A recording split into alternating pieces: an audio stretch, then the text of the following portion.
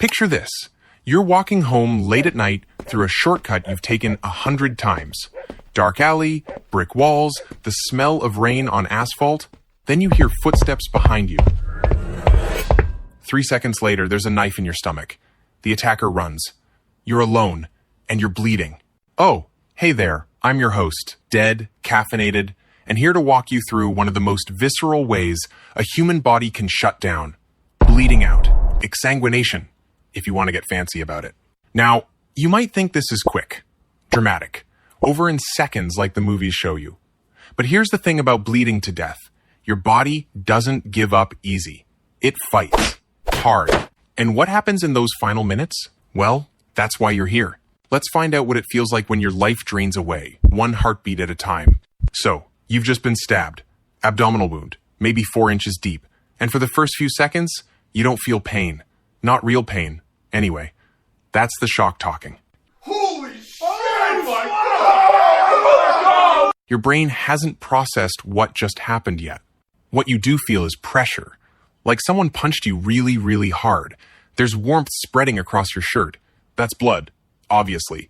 And your brain's still trying to catch up to reality. Did that just happen? Am I actually bleeding? Spoiler alert. Yes. Yes, you are. Now, depending on what got hit, and in your case, let's say the blade nicked your hepatic artery or a major mesenteric vessel, you're losing blood fast. We're talking maybe 30 to 40% of your blood volume in the first few minutes. That's 1.5 to 2 liters. Gone. Your body immediately knows something catastrophic is happening. Blood pressure drops, your heart rate spikes. Suddenly, you're at 120 to 130 beats per minute.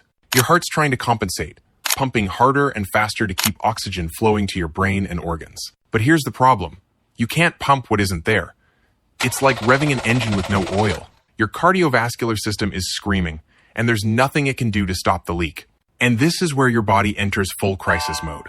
Within 60 seconds of that stab wound, your sympathetic nervous system floods your bloodstream with adrenaline and norepinephrine. Fight or flight response cranked to 11. Your pupils dilate. You're hyperventilating. Your remaining blood vessels constrict, trying desperately to maintain pressure. Your skin goes cold and clammy as blood gets redirected away from your extremities toward your vital organs. You're awake, you're alert, and you're terrified. Because some primal part of your brain understands you're dying. All right, let's break down what's happening inside your body right now. Because this isn't just about blood loss, it's a full system cascade failure. First, the outside. You're pale. Not movie pale, but genuinely gray-white. That's because your skin's getting almost no blood flow anymore. Everything's being rationed to keep your brain and heart running. You're trying to stop the bleeding, pressing down on the wound. But your hands are shaking so badly you can barely coordinate. Your vision's starting to blur at the edges. You're dizzy. The world's tilting. And here's a fun one. You might start feeling cold. Not from the rain, but from the inside. Your core temperature's dropping because blood carries heat, and you're running out of blood. You're essentially going hypothermic while bleeding out. 2 for 1 special. Now let's go deeper. Your blood volume's down by maybe 50% now. Your blood pressure has crashed. We're talking 70/40, maybe lower. That's not good. Your brain needs a constant supply of oxygenated blood to function. Normally, it gets about 15% of your cardiac output. But now it's starving.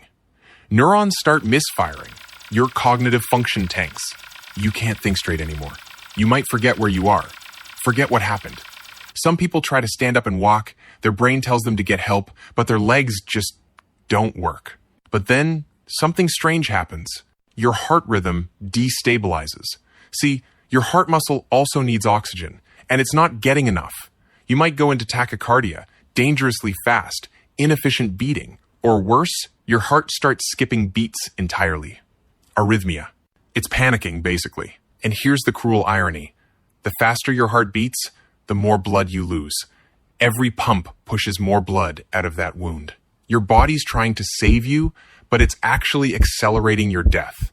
You're in hemorrhagic shock now. Stage 3, maybe stage 4. Your body's prioritizing ruthlessly. Brain, heart, lungs, everything else, shut down. Your kidneys stop filtering. Your liver stops processing. Your digestive system's offline. Blood flow to your muscles drops to almost nothing. You couldn't move even if you wanted to.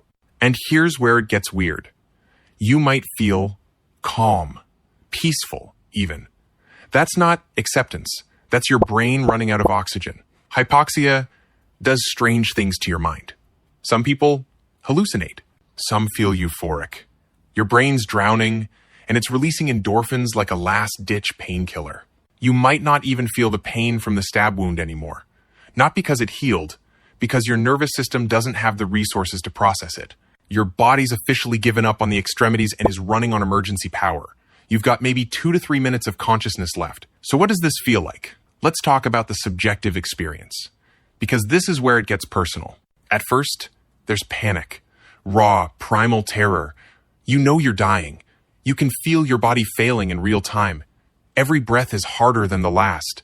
Your chest feels tight, like there's a weight crushing you. Then the confusion sets in. You can't remember why you're here.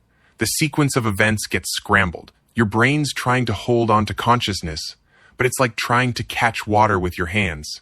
Everything's slipping away.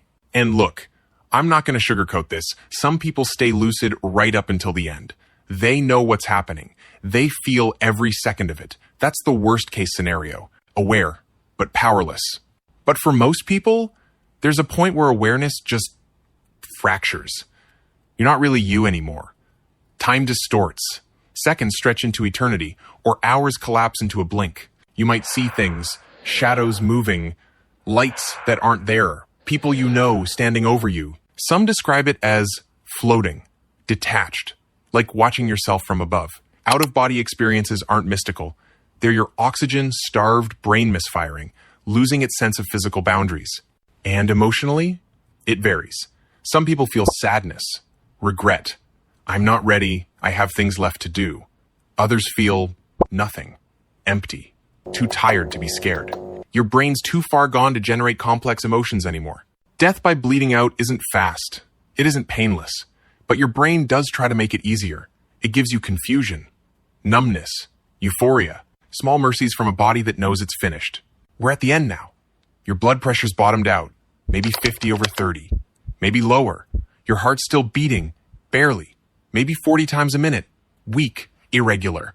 Your brain's shutting down, region by region. The frontal lobe goes first. That's your personality, your decision-making, your sense of self, then memory, then motor control. Your body's still there, but you're already fading. Your vision's gone, just darkness now, maybe pinpricks of light. Your hearing's the last sense to go, distant, muffled, like you're underwater. Someone might be calling your name. You might hear sirens, but you can't respond. It's like a broadcast ending. The signal weakens, flickers, and then nothing. You don't feel your heart stop. You don't take a final breath. You're already gone. The body just catches up.